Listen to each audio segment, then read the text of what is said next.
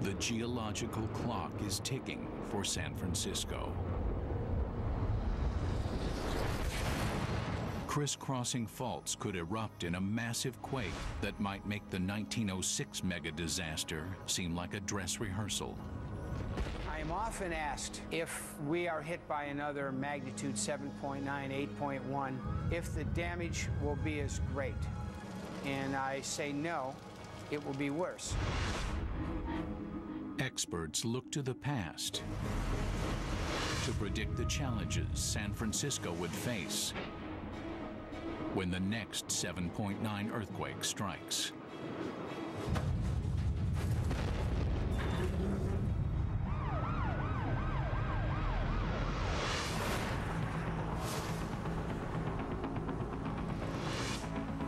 This time, more than 800,000 residents, 400,000 day workers, and uncounted tourists would be tossed and traumatized during 50 seconds of terror.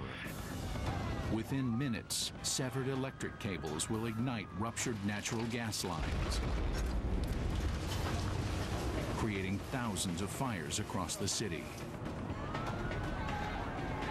As 911 calls jam the system, damaged cell towers, radio links, and underground cables make communication impossible. When bridges fall and high-rises burst into flames, damages and casualties will multiply exponentially. Many still want to deny this inevitable appointment with terror. But amazingly, there are people who have lived through this nightmare once before. In San Francisco, in 1906. Every April 18th, San Franciscans remember that terrible day when their city was wiped off the map. Good morning, everyone. It's great to be here with everyone, especially the survivors of the 1906 earthquake. Let's give them a round of applause. Gathering at the precise time of the quake, they honor a dwindling group of people who lived through it. These centenarians were too young to remember much, but too old to forget it all. I remember my mother carrying me down the stairs.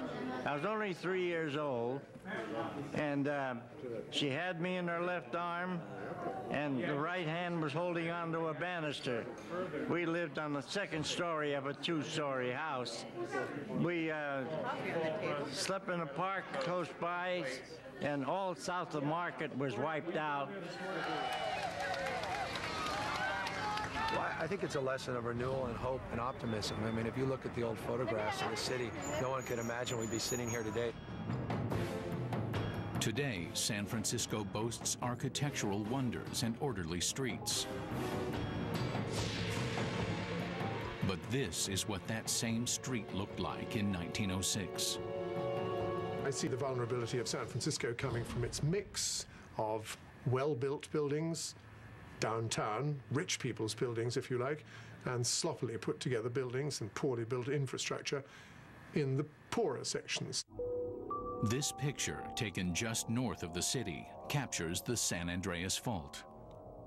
Visiting the same spot 100 years later, nature has covered over any surface scarring.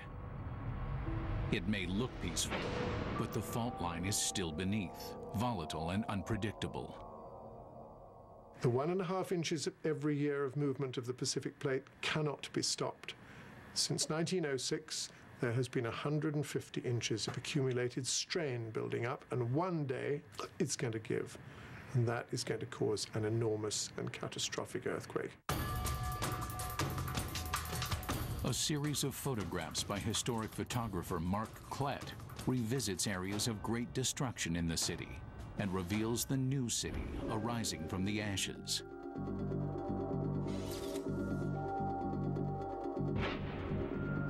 In Union Square, the backdrop is the St. Francis Hotel with a wing under construction.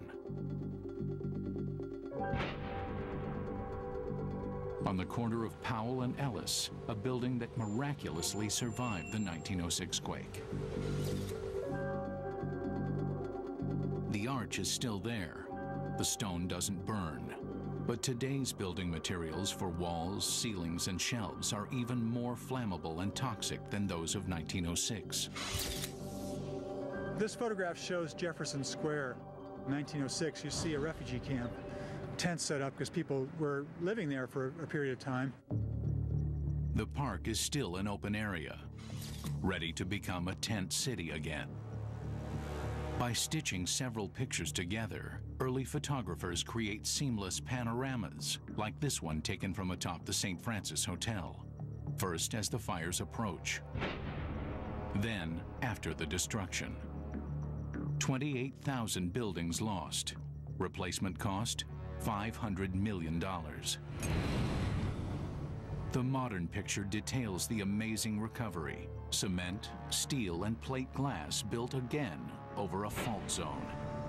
In mature countries in the world, like those in Asia and those in Europe, the cities are where they should be. London, Paris, Berlin, Moscow, Peking are cities that are in seismically stable parts of the world, but these same countries are littered with the ruins of cities that were built where they should not have been built. America is a country without any ruins. America is young enough that she puts her cities where she jolly well likes to put them. One would assume that order always dissolves into chaos. But if you look at the photographs, it's just the other way around. Chaos becomes ordered because the city was rebuilt. But the underlying concern there is that what comes around will go around once again. It's a cycle. The cycle is moving San Francisco toward another seismic event. And this time, it may not be the San Andreas fault that tears the city apart.